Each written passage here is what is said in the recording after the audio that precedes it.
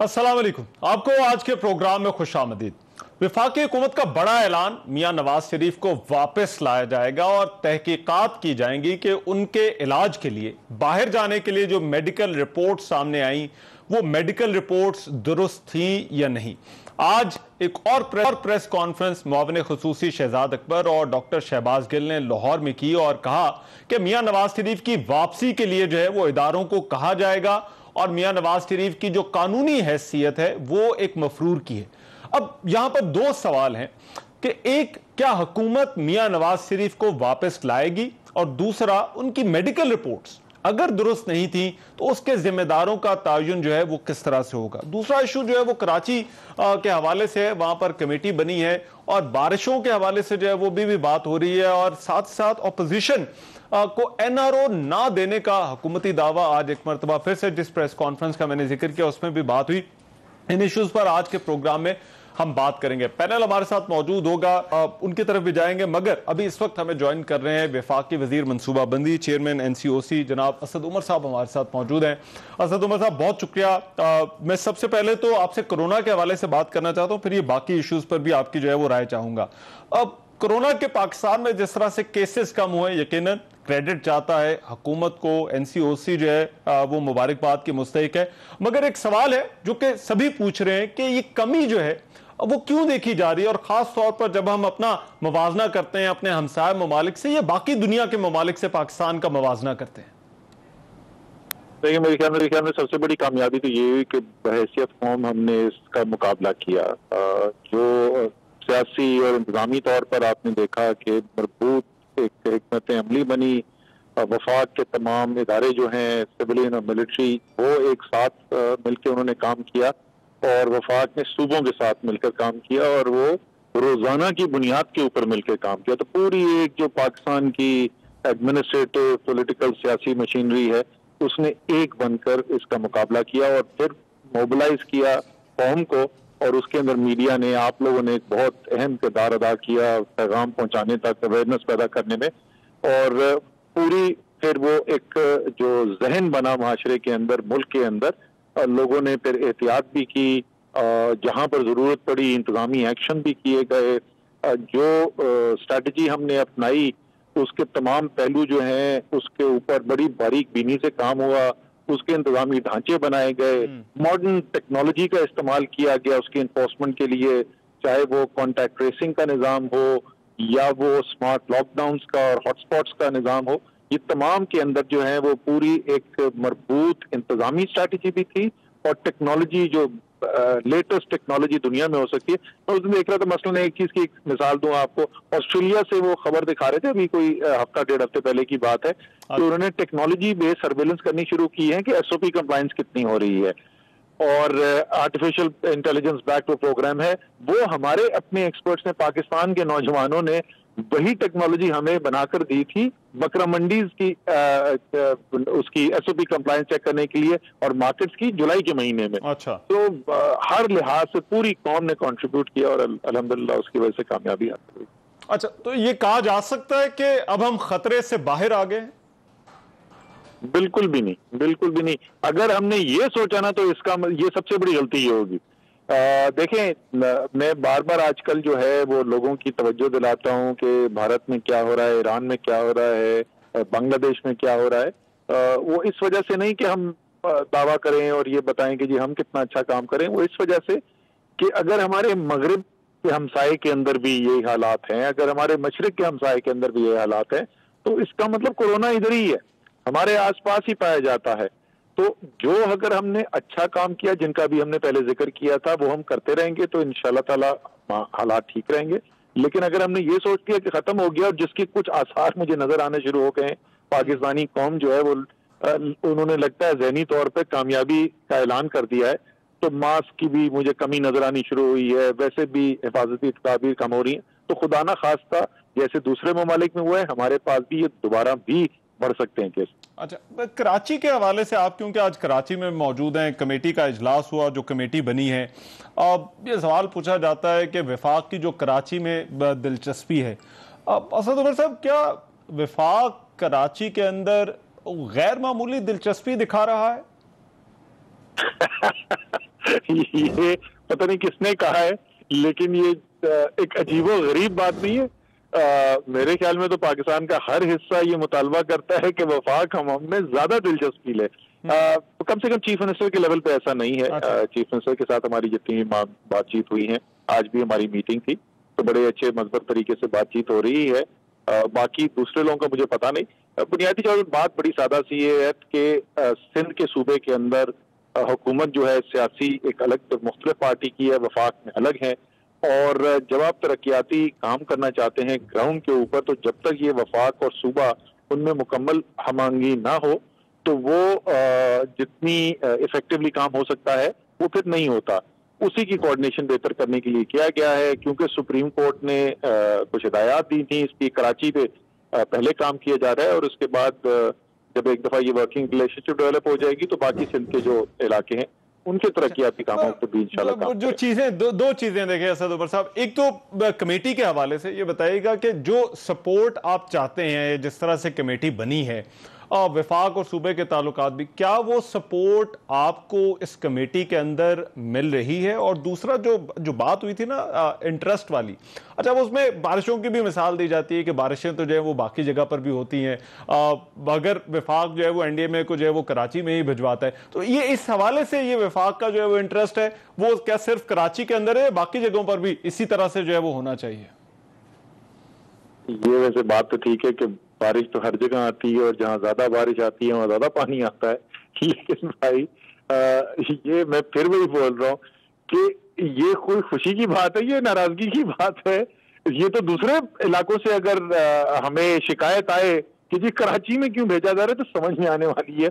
सिंध की हुकूमत, फिर वही मैं बोल रहा ना कि जो चीफ मिनिस्टर है मुराद अली शाह, वो ऐसी बिल्कुल भी बात नहीं कर रहे। वो वेलकम कर रहे हैं इस चीज को कि वफाक जो है वो उनकी मदद करने के लिए तैयार है। और कमेटी में जो आपने सवाल पूछा, बिल्कुल प्रोडक्टिव रिलेशनशिप है। थोड़ी थोड़ी मुझे इसमें वही सूरत हाल नजर आ रही है जो कोविड में हुई थी। वहां पे एनसीओसी में रोजाना सिंध की हुकूमत भी मौजूद होती थी, एनसीसी में चीफ मिनिस्टर्स मौजूद होते थे, कुछ एनसीओसी मीटिंग्स के अंदर भी चीफ मिनिस्टर होते थे, और बिल्कुल एक हमआहंगी के साथ काम करने की कोशिश की गई। और जैसे जैसे वक्त गुजरता गया कोऑर्डिनेशन और बेहतर से बेहतर होती चली गई। लेकिन शाम को जब टीवी प्रोग्राम देखता था मैं, तो ऐसा लगता था कि वफाक और सूबे की जंग हो रही है। तो मुझे कुछ वैसी झलक यहाँ पे नजर आ रही है।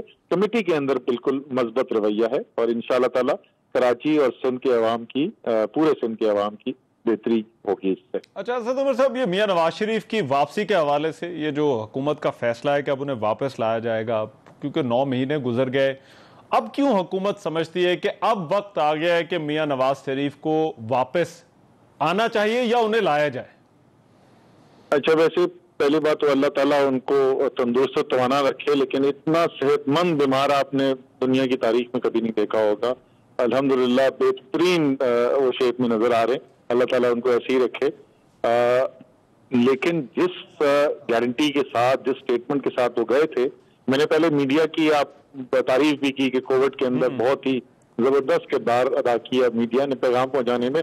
लेकिन ये वो केस था जहां मीडिया ने हमें कन्विंस कर दिया था कि बहुत ही जालिम है तहरीक इंसाफ वाले, और इमरान खान जालिम तरीन इंसान है कि वो बिस्तरे मर्ग पे, और आज ऐसे लगता था पता नहीं बेचारे 2 घंटे भी बचेंगे कि नहीं। और वो हमने सबने देखा मनाजिर, जिसको तो जहाज में बैठ के गए तो अल्हम्दुलिल्लाह फर्स्ट क्लास लग रहे थे। तो अब तो मेरे ख्याल में काफी छुट्टियां हो गई और काफी अर्सा वहां पे गुजार दिया। वतन की याद तो उनको भी आती होगी, मेरे ख्याल में उनको तो वैसे ही आ जाना चाहिए, वफाक को जोर लगाने की कोशिश नहीं करनी चाहिए। अच्छा, मगर सिर्फ मीडिया ने तो कन्विंस नहीं किया ना, इसके साथ वो मेडिकल रिपोर्ट्स भी थी जिनको आपकी अपनी हुकूमत ने देखा, जिसके बाद जो है ये फैसला हुआ कि मियां साहब को जो है वो बाहर जाने दिया जाए। तो वो मेडिकल रिपोर्ट्स का क्या असर? मैं मेरे ख्याल में सच्ची बात आपको बताऊं, एक कॉम्बिनेशन थी। वो बिल्कुल अगर सिर्फ मीडिया कह रहा होता और मेडिकल रिपोर्ट्स ना होती तो शायद ये फैसला ना होता, और अगर सिर्फ मेडिकल रिपोर्ट्स होती और मीडिया में वो हिस्टीरिया ना होता तो शायद फिर भी ये फैसला ना होता, शायद मैं कह रहा हूँ। बट एनीवे बिल्कुल मेरे ख्याल में ये आपका बड़ा जेन्युइन सवाल है, वैलिड सवाल है, और ये इसकी मेरे ख्याल में तो तहकीक होनी चाहिए, क्योंकि हमने उसके बाद कोई भी ऐसी चीज नहीं देखी जिससे हमें ये लगे कि उन रिपोर्ट्स के अंदर कोई सदाकत थी। ठीक है। बहुत शुक्रिया। असद उमर साहब हमारे साथ मौजूद थे, चेयरमैन एनसीओसी और वफाकी वजीर बराए मनसूबाबंदी। वेरी क्विकली पैनल में आपने करा दूं, कमल शौजब साहब हमें ज्वाइन करी पाकिस्तान तहरीक इंसाफ से, बहुत शुक्रिया जी। दानियाल चौधरी साहब मुस्लिम लीग नून से हमारे साथ जो है वो मौजूद हैं, बहुत शुक्रिया दानियाल आपका भी। और शैला रजा साहबा पाकिस्तान पीपल्स पार्टी से, वो भी हमारे साथ मौजूद है। शैला साहबा आपका भी बहुत शुक्रिया।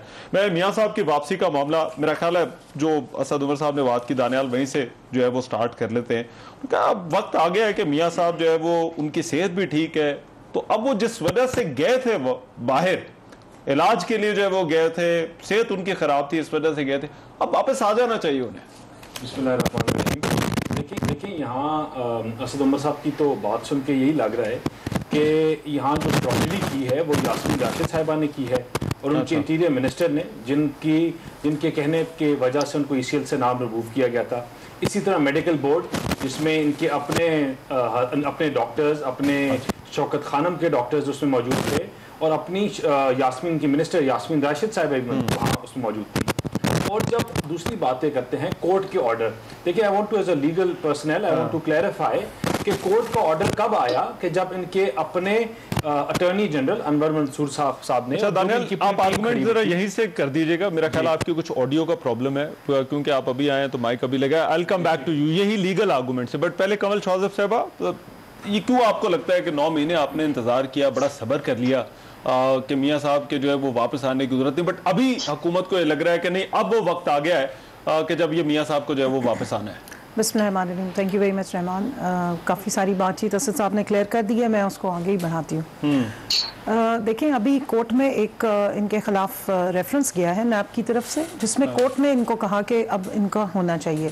मैं क्योंकि लीगल एक्सपर्ट नहीं हूँ, दानियाल साहब को ये एडवांटेज हासिल है, लेकिन बाबर अवान साहब ने कल एक प्रोग्राम में बड़ा क्लियर की है काफ़ी सारी पोजीशन, और उसमें जो ये लोग अब एक नैरेटिव बना रहे हैं कि जी हुकूमत ने उनको जाने दिया। हुकूमत ने उस वक्त जाने दिया जिस वक्त कोर्ट ने ऑर्डर किया, जिस वक्त इन्होंने शोर मचाया, जब कोर्ट के सामने ये इन्होंने प्ली की कि अगर नवाज शरीफ साहब की खुदा न खास्ता इस सारी जो उनकी हालात थे जिसमें उनके प्लेटलेट्स 2000 तक रह गए थे, और अगर उनकी खुदा न खास्ता यहाँ डेथ हो जाती, जो इन्होंने लफ्ज़ मरियम बीबी ने भी कहे कि अगर इन्हें कुछ हो गया तो FIR जो है वो हुकूमत वक्त पे और वज़ीर आज़म इमरान खान पे कटाई जाएगी।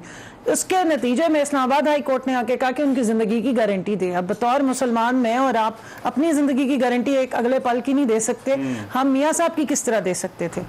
और जहां तक रिपोर्ट्स की बात हो रही है, वो कल भी हमारी कहा जाता है कि वो सुपरवाइज या ओवरसी तो आप लोग ही करते हैं। मैं उसका जवाब दूं, मैं आपको जवाब दूं। अदालत का, जमानत का और बाहर जाने देने का फैसला वो आप लोगों का। देखिए, एक छोटी सी टेक्निकलिटी है, वो मैं बता देती हूँ एज ए ले पर्सन।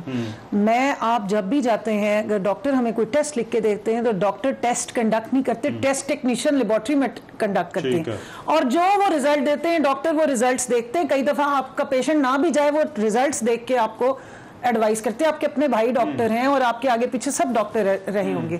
हमारा जो अभी पॉइंट उठाया गया था, जो शहबाज गिल साहब ने उठाया, उन्होंने ये बयान किया जिस पे कल प्राइम मिनिस्टर ने कहा कि इंक्वायरी करें, प्रोब करें, कि जो लेबोरेटरी के टेक्नीशियंस थे, जो स्टाफ होता है, उनको मैनिपुलेशन के लिए आमादा किया गया था। डॉक्टर्स का बोर्ड बैठा हुआ, जो भी आपके पास टेक्नीशियन ने रिजल्ट भेजा लेबोरेटरी ने, सैंपल जो है वो आप ये करें, जो ब्लड के सैंपल गए थे, अब वो टेक्निकल से बाहर आ जाएं। ठीक है जी, पहली दफा हुआ पाकिस्तान की इसमें कि एक कन्विक्टेड क्रिमिनल की सजा अदालत ने क्यों मुअत्तल की? ताकि उनको एक इलाज की सहूलत दी जा सके, जो यहाँ नहीं था अवेलेबल, बकौल इनके वहां होना था। लेकिन हुआ ये है, और हमने भी मैग्नानिमिटी शो की, हमने इन्हें जाने दिया। 7.5 अरब के बॉन्ड कहे थे कि भर के दे जाए, उसके बदले में शहबाज शरीफ साहब ने रिटन हल्फनामा जमा कराया हुआ है कोर्ट में कि मैं जिम्मेदार हूं, मैं बात करता हूं, और उसकी भी लीगैलिटी है। मैं एक मिनट दीजिए, मैं कंप्लीट कर लूं, फिर आपसे ना दे। अब बात सारी ये है कि जो इलाज वो कराने गए थे, वो इलाज वहां हुआ नहीं है, ना उसकी कोई रिपोर्ट सबमिट कराई जा रही है, और अल्टीमेटली जो अदालत ने पंजाब हुकूमत को रिस्पॉन्सिबल बनाया था एक्सटेंशन के लिए, वो अब नहीं दे रहे हैं, उनकी काबीना ने मुस्तरद कर दी है। सो अगर वो माशाल्लाह भले चंगे हैं, तो अब ये ना हो कि बोरिस जॉनसन को FIR कर जाए शहबाज शरीफ साहब की, नवाज शरीफ की तरफ आऊंगा, मगर पहले मैं दानियाल से जरा पूछ लूं। ये अब एक इसमें लीगल आर्गुमेंट है जो आप बात कर रहे थे, वो आप बात पूरी कर लें। दूसरा जो मेडिकल आर्गुमेंट है इनका, कि नंबर 1 वो कह रहे हैं कि सैंपल जो है वो टेम्पर किया गया, उसका पता चलना चाहिए, और दूसरा ये कि वो इलाज जिसके लिए गए थे वो इलाज हो नहीं रहा वहां पर। देखिए रहमान साहब, जो ये फिर दोबारा मैं इनकी बात करूंगा कि जो इल्ज़ामात लगा रहे हैं ये इल्ज़ामात फ्रॉजरी के हैं, और जब आप फ्रॉजरी की चीज़ों के ऊपर जब आप बात करते हो तो आपको शवायद के साथ बात करना चाहिए, क्योंकि आपके डॉक्यूमेंटेशन कोर्ट्स के सामने पेश करने होते हैं। जब इन्होंने उनकी रिपोर्ट्स, उनको रात को 11:30 बजे उठाया अस्पताल से, एक बोर्ड तश्कील दिया, इनके अपने डॉक्टर्स ने, जो बाहर पूरी 2 उनकी गाड़ियां खड़ी हुई थी, जो सैंपल लेने के लिए कार्डियोलॉजिस्ट की पूरी गाड़ियां खड़ी थी, उन्होंने उनका चेक किया। उसमें खाली सैंपल, ब्लड सैंपल्स की बात नहीं हुई, उसमें बात उनकी कार्डियोलॉजी की बात हुई। उनके कार्डियोलॉजिस्ट जो थे उन्होंने रिपोर्ट दी। इसमें इवन दो जरूरत नहीं थी, लेकिन उन्हें गायनाकोलॉजिस्ट भी डाला हुआ था उस बोर्ड को हेड करने के लिए। उनसे शुरू करके आपको सीरियसनेस तब पता चलती है इनकी जब इनको अपनी नहीं, देखिए आज जब ये अपनी बातें करें, ये अपने मिनिस्टर्स को नेगेट कर रहे हैं, अपने चीजों को। और हकीकत में आज हकीकत है क्या, एक तो आपकी लीगैलिटीज, इनको कोर्ट में इन्होंने हमें पहले कहा कि हम आपको 4 हफ्ते की जमानत तब देंगे जब आप 7 अरब का बॉन्ड करो। मियां नवाज शरीफ ने इनकार कर दिया, उसने कहा मैं 1 रुपए का बॉन्ड साइन नहीं करता। फिर उन्होंने इस बात पे आगे कि चलें आप नहीं करते बॉन्ड साइन, तो खुदारा आप रिटन स्टेटमेंट दे दें। कोर्ट ने तब हमने एग्री किया, हम आपको रिटन स्टेटमेंट देंगे। रिटन स्टेटमेंट में भी ये लिखा हुआ है कि 4 हफ्ते की आप जाएंगे, बिल्कुल आप जाएंगे, आपको बेल मिल रही है, लेकिन जो आगे फर्दर डिसीजन है वो आपको एक रेगुलर रिपोर्ट भेजनी पड़ेगी। आर्गुमेंट इनका है तो वो मेडिकल आर्गुमेंट देखिए अदालत के अंदर जो हो जाना चाहिए। ये 2 तरीके हैं चलने का। एक है इनकी पॉलिटिकल, ये सियासी स्कोरिंग करते हैं। मुझे आज बताएं कि आज उन्होंने सुबह या जुम्मे को हाई कोर्ट में स्टेटमेंट दिया कि हमें फ्रॉडरी डॉक्यूमेंट्स पेश किए यास्मीन राशिद ने, इंटीरियर मिनिस्टर ने और अस्पतालों ने, इन्होंने हाई कोर्ट से रुजू किया। इसका तरीका क्या है लीगैलिटी? इसका तरीका यह नहीं है कि आप पहले छलांग मार के उनके कोर्ट में चले जाते हो। तो आप ये कह रहे हैं कोर्ट ने दिया। देखिए आज मसला क्या है जो इनको 2 हफ्ते पहले नहीं था या 6 महीने पहले, वो क्या इनको मसला है मरियम नवाज साहिबा के बाहर निकलने का। ये जब नैब पेशी में निकली, ये बाहर निकलते हैं तो इनको छलांगे पड़ने शुरू होती हैं और फिर ये अपनी स्टेटमेंट से खुद डिविएट होते हैं, झूठ बोलते हैं। मैं जरा ये यहाँ पर आते हैं वापस, बट शैला साहबा आपका क्या ख्याल है? वो जाहिर बात है पाकिस्तान पीपल्स पार्टी भी जो है वो इस मामले को देख तो रही है, बराह रास्त सारी बात है ताल्लुक नहीं, मगर क्या मियां साहब को वापस आ जाना चाहिए? अच्छा देखिए, ये तो उनकी पार्टी का और उनका अपना फैसला है कि वो अगर अपनी सेहत के हिसाब से, लेकिन मैं यहाँ पे ये दुरुस्त करती चलूं कि कोर्ट ने नहीं भेजा, हुकूमत का फैसला था। कोर्ट ने उसको सिंप्लीफाई किया कि भैया आप क्या चाह रहे हैं, किस तरह से चाह रहे हैं। तो कोर्ट पे मैं समझती हूँ उनके कंधे पे बंदूक ना रखी जाए तो बहुत बेहतर होगा। दूसरी बात यह है कि अंदलीब साहिबा ने और इससे पहले और इनके लोगों ने ये कहा कि नवाज शरीफ के मामले में हमसे गलती की गई या हमारे साथ जो है वो धोखा हुआ। तो किसने दिया? जो इस वक्त आपके मुशीर सेहत हैं उन्होंने या यास्मीन राशिद ने? हाँ। या फिर ये कहें कि आपको पता ही नहीं चला, आपकी औकात ही नहीं थी, आपसे कहा कि इनको जाना है और उनको जाने दिया गया। तो मैं ये समझती हूँ कि अब ये इसलिए इन्हें नवाज शरीफ याद आए कि बहुत ज्यादा संजीदगी से 2 साल की कारकर्दगी पे बात हो रही थी और उस 2 दफा पाकिस्तान की तारीख में 70-72-68 साल बाद, यानी कि जंगे भी रही बीच में, उसमें नेगेटिव हो गई। पहले साल में 1.9 हो गई। कश्मीर के मामले पे मैं तो बोलूंगी नहीं, खुद इनकी जो श्री मजारी साहब हैं उन्होंने खुद बता दिया कि 0 है इनकी, सिवाय एक तकरीर आधा घंटा और 1 मिनट की खामोशी, आधा घंटे का खड़ा होना, इसके अलावा कुछ भी नहीं हो सका। और बाकी जो शाह महमूद कुरैशी ने ये कहा कि हमारी सबसे बड़ी 2 मसले रहे, महंगाई यानी आवाम को कोई रिलीफ नहीं दे सके, कोई नौकरियां नहीं दे सके। अभी ये खबर चली थी कि हमने आपका आर्गुमेंट ये है कि ये सारी चीजें, ये जो अभी जो कुछ हो रहा है मियां नवाज शरीफ की वापसी के हवाले से, ये इनकी कारकर्दगी के साथ जुड़ा हुआ। अच्छा मुझे एक ब्रेक लेनी है, मैं शैला साहब, और ब्रेक के बाद इसी पॉइंट से कि क्या वाकई ये सारा मामला कारकर्दगी जुड़ा है, इस ब्रेक के बाद वापस आकर बात।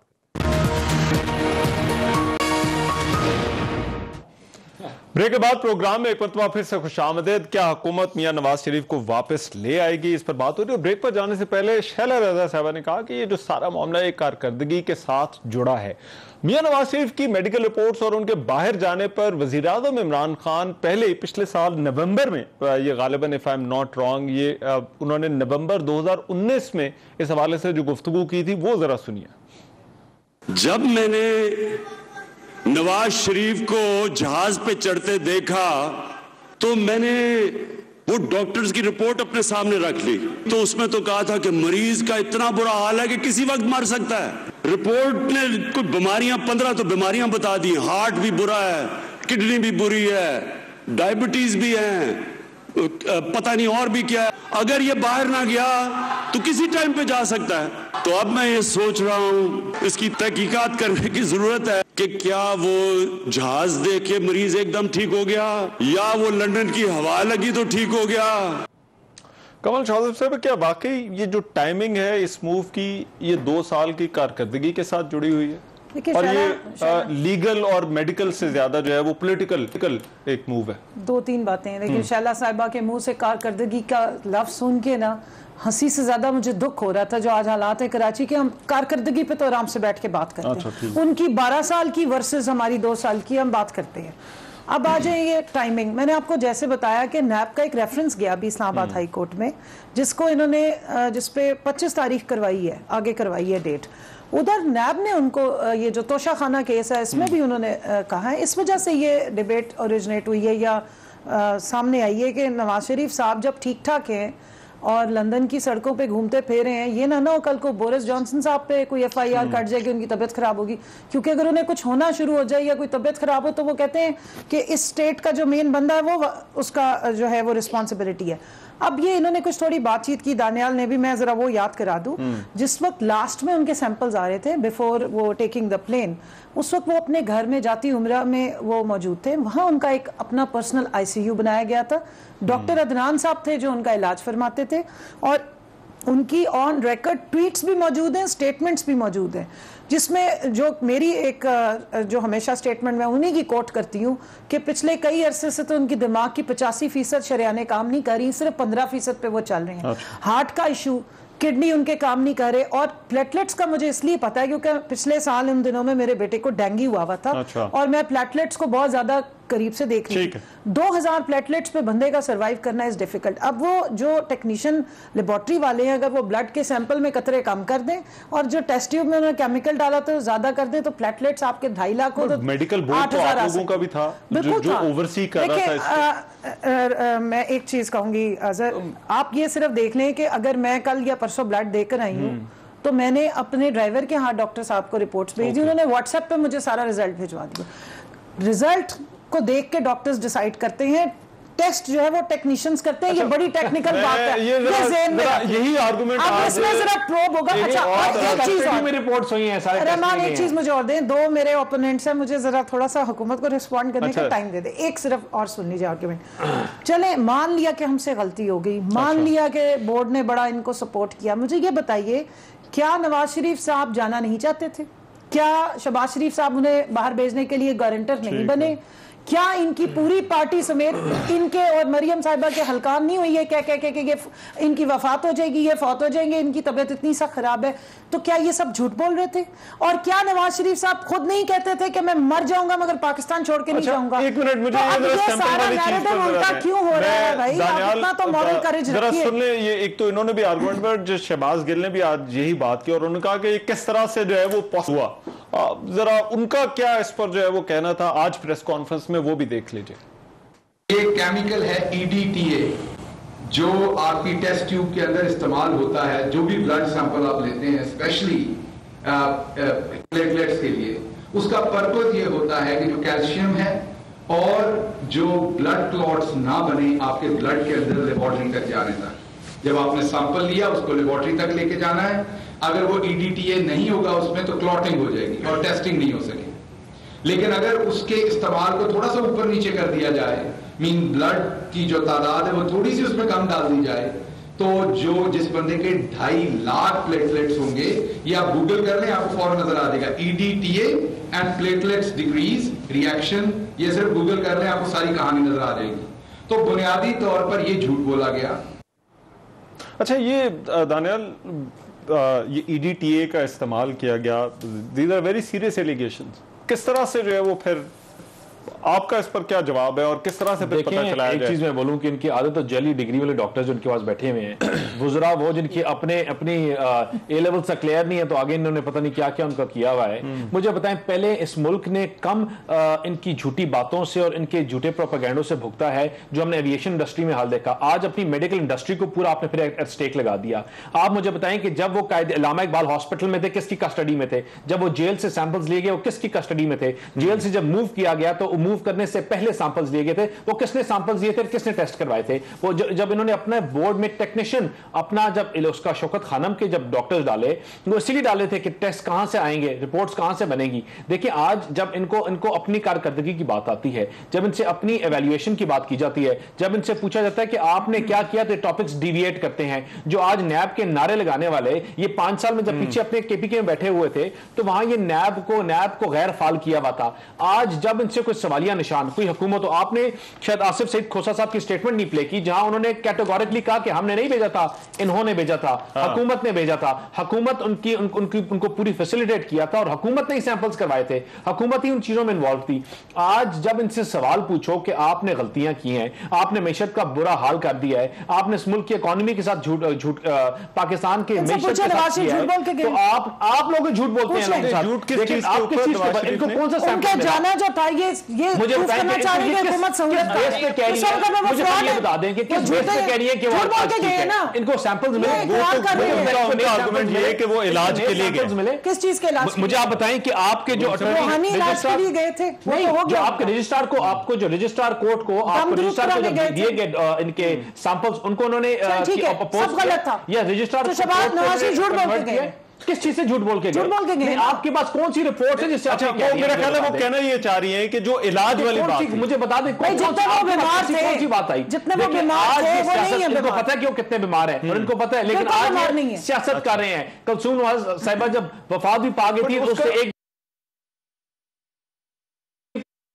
वीडियो तस्वीरें बना रहे हैं। देखिए, जब और बात झूठी और इनकी इनकॉम्पिटेंट बातें या चीजें जब सामने आएंगी तो अपने टॉपिक ऐसे ही डेविएट करेंगे। सादिक और अमीन का केस बनता है शहबाज शरीफ साहब, नहीं वो बनता है यास्मीन राशिद, वो बनता है आपके इंटीरियर मिनिस्टर के ऊपर।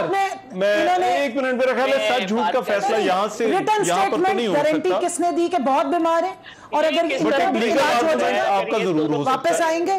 शहबाज शरीफ ने गारंटी दी। अब तो ठीक ठाक हो गया। सादिक और अमीन वहां रहने का केस शहबाज शरीफ पर होगा।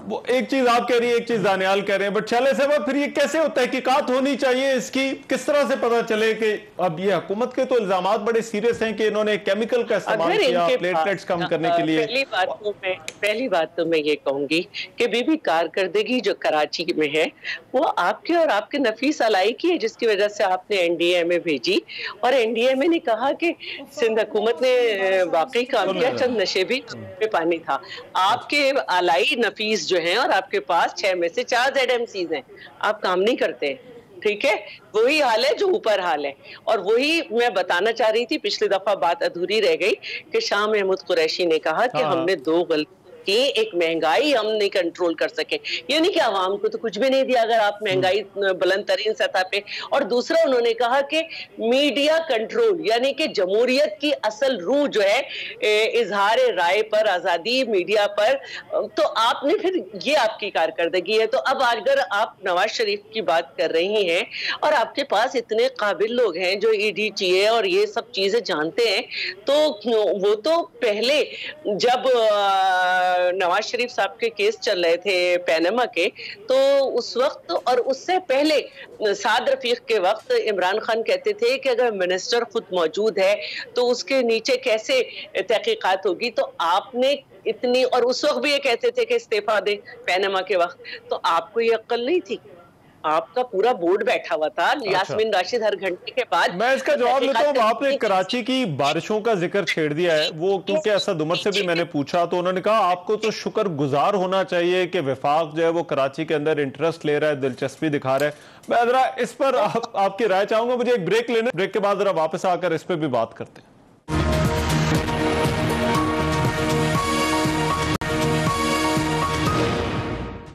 ब्रेक के बाद प्रोग्राम में एक मरतबा फिर से खुशामदीद, जहां पर आज मियां नवाज शरीफ के हवाले से जो press conference doctor Shahbaz Gill और शहजाद अकबर ने की, वहां पर एक और इल्ज़ाम जो अपोजिशन पर लगाया वो था कि अपोजिशन फेटफ के मामले पर, कौमी सलामती के मामले पर हुकूमत को ब्लैकमेल कर रही है। जरा सुनिए शहजाद अकबर साहब ने किस चीज को NRO प्लस का जो है वो नाम दिया। जो बार बार हम बात कर रहे हैं NRO प्लस का, इसका एक बैकग्राउंड है और हम ये कहते हैं कि मनी लॉन्ड्रिंग एक सीरियस ऑफेंस है और इसको सीरियसली हैंडल किया जाना चाहिए और अपने निज़ाम के अंदर कोई लूप होल्स नहीं होने चाहिए जहां से हो सके।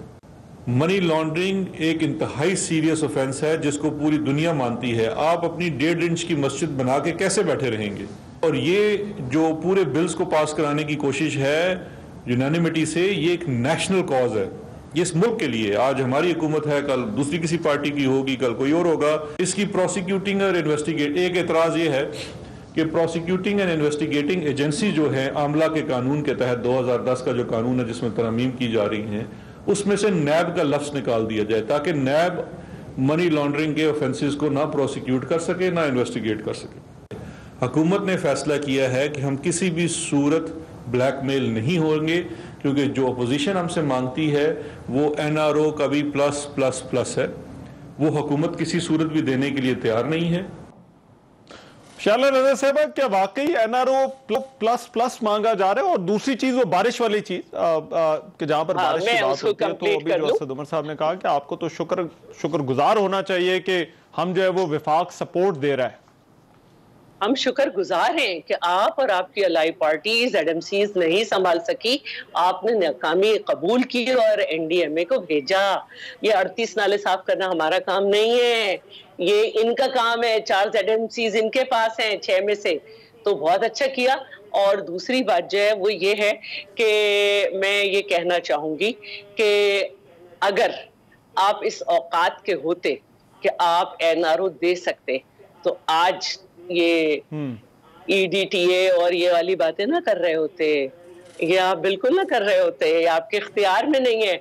और रही नैब की बात, तो इस पे तो बड़ी तफसील से बात हो चुकी है कि नैब को हम क्या कहेंगे। नैब को सुप्रीम कोर्ट से आवाज आ रही है मकबूल बाकर साहब की, हमें तो कोई जरूरत ही नहीं है। जहां तक कौमी सलामती का मामला है तो चाहे हम राजी ना हो, लेकिन एक दफा जब सबने कहा कि तालिबान से मुज़ाकरात किए जाएं, हम तमाम पार्टीज का नुक्ता नजर देख के हमने कहा मुल्क के लिए, मुल्क की बेहतरी के लिए हम बैठ जाएंगे। लेकिन हम सही थे।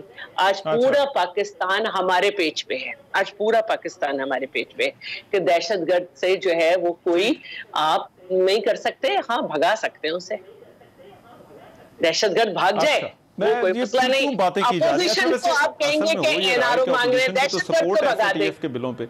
मगर साथ ही साथ हुकूमत बार बार ये कह रही है, वजीर आजम से लेकर नीचे वज़रा, प्रेस कॉन्फ्रेंस में, कि ये जो है वो NRO, और आज तो हमने एक नया वर्ड सुना NRO प्लस वो मांग रहे हैं।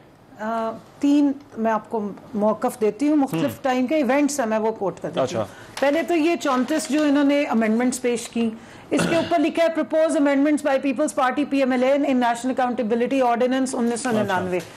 अच्छा, इसके ऊपर ख्वाजा आसिफ साहब ने आके कहा के अंदर कानून जी कि आपने हमारी पर्देदारी रखनी थी, रात के 3 बजे तक डेलिब्रेशंस हुई। अच्छा, मैं एक प्रोग्राम में बैठी थी, वहाँ राना तनवीर साहब थे। अब आपको पता है कि वो चेयरमैन है PAC के, शहबाज साहब को रिप्लेस किया उन्होंने। मैंने जिस वक्त ये अमेंडमेंट्स दिखाई तो उन्होंने कहा हाँ ये है, लेकिन ये तो पीपल्स पार्टी ने सेनेट में पिछले साल दी थी।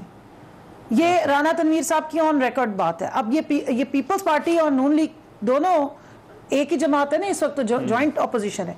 उस पर मैंने उन्हें कंटेस्ट किया कि जनाब ये अभी आपकी लेटेस्ट है, तो वो मानने को तैयार नहीं होते। सारा ये पीपल्स पार्टी की अमेंडमेंट है, हमारा तो इसको लेना देना ही नहीं। तो पहले ये डिसाइड कर लें। 34 अमेंडमेंट्स को किसी ने मना नहीं किया कि हमने नहीं दी है। 1999 16 नवंबर 1999 से पहले के केसेस माफ कर दें, बाकी ये मैं आपके लिए समरी लाई हूं, जरा आप पढ़ लें, आप हैरान हो जाएंगे। जो पाकिस्तान में नहीं मैंने खुलासा बनाया, मैं बता दूंगी। प्रॉब्लम सारी ये कि चाहते ये जो मनी लॉन्ड्रिंग का लफ्ज निकालना, जो 2010 में दानियाल की पार्टी के जो लीडर हैं नवाज शरीफ साहब ने डलवाया, ये पाकिस्तान दुनिया में वाहिद मुल्क है जिसमें 1992 में ये इकोनॉमिक एक्ट लेकर आए जिसमें इन्होंने बेनामी को लीगलाइज किया। उसके बाद 2010 में जब मनी लॉन्ड्रिंग की बात हुई तो नैब को खुद डलवाया, क्योंकि इन्होंने वो कसाबुर रहमान साहब रखे हुए थे और जस्टिस कयूम की वीडियोस ऑडियो सारी लीक आपको पता है कि किस तरह इन्होंने यूज किया है। अब मनी लॉन्ड्रिंग के अंडर खुद आते हैं, क्योंकि टीटियां और बाकी सारे और एवनफील्ड अपार्टमेंट्स की आज तक जिधर रह रहे हैं कोई एक भी उसकी वो नहीं दे सके कि जनाब ये मनी ट्रेल थी कैसे और कैसे लिया है। तो जब आप पब्लिक ऑफिस होल्डर भी रहे हो, आप पॉलिटिकली एक्सपोज पर्सन तक भी हो, वो ये कह रहे हैं कि आपको हमारे तो हम दे रहे हैं FATF पे, बिल्कुल नहीं दे रहे। कैसा NRO है? ये वो दांत हैं जो दिखाने के यहाँ के और हैं और पीछे जहाँ पे खाने होते हैं वहाँ और हैं, वहाँ पर ये नेशनल इंटरेस्ट पे आके ब्लैकमेलिंग करते हैं इस तरह के अमेंडमेंट्स देके। ब्रेक के बाद ये NRO++, इस पर आपका जवाब मैं लूंगा, एक ब्रेक के बाद आ रहे हैं। ब्रेक के बाद प्रोग्राम में एक मतबा फिर से खुशामदी। वक्त का मैं जरा बहस को समेटना है। मैं दानियाल जो है वो मैं सिर्फ चाह रही थी कि शैला साहिबा ने बारिश पे जो कमेंट किए कि भाई हमारा नहीं है भाई, लाहौर में तो बारिश हुई तो पानी भी अगर निजाम ठीक किया था इस तरह नाले उबल के नहाते, लोग ना डूब के मरते। खुदा का वास्ता अपनी जिम्मेदारियों से कंधे मत हटाया करें। मुराद अली शाह साहब को भी उसी तरह इंगेज किया करें जिस तरह उस्मान बुज़दार साहब।